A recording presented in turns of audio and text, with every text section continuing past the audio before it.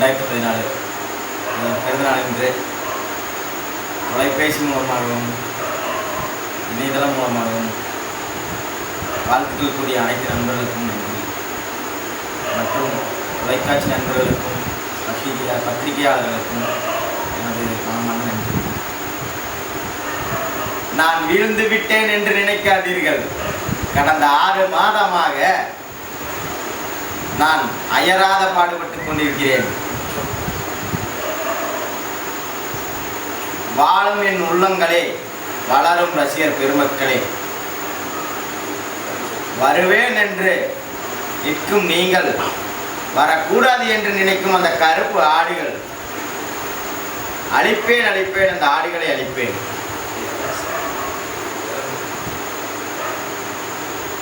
என்று இந்த பொன்னாளில் நான் உறுதி எடுத்துக் கொள்கிறேன்.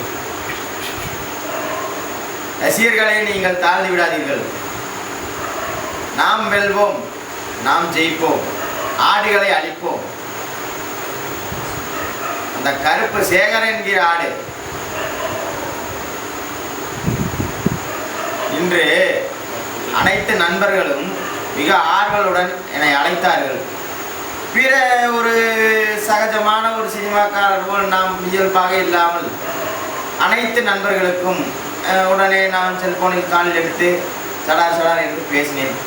அவர்கள் மிகவும் இன்பத்துடன் சதீஷ் பேசிவிட்டாரா என்று, ஓ சாரி சார், தேங்க்யூ சார் என்று பல ஆர்வத்துடன் கேட்டார்கள்.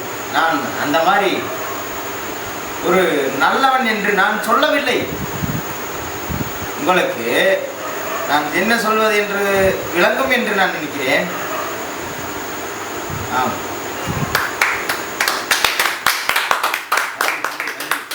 பத்திரிகையாளர் அவர்களே,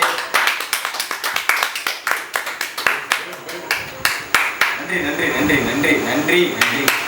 எனது இந்த பொன்னாளில் 23,030 ரூபாய் நான் இந்த சங்கத்திற்கு நன்றியாக வழங்குகிறேன். இதை நான் பெருமையாக கூறவில்லை.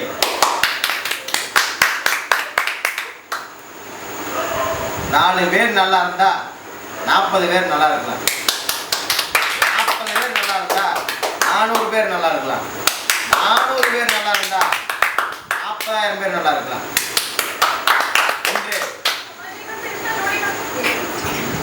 யார் இந்த தவறை செய்தது? எதிர்க்கட்சியாளர்களே,